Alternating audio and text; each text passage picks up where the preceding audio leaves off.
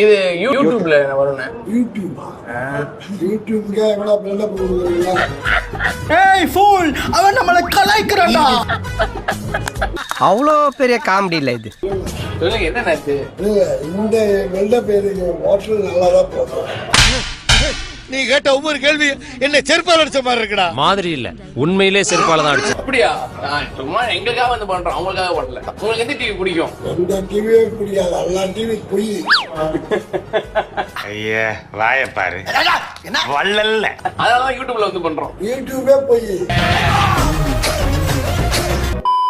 ஒரு காலேஜ்க்குள்ளே இந்த மாதிரி அசிங்கம் எல்லாம் நடக்குது. என்னது இது?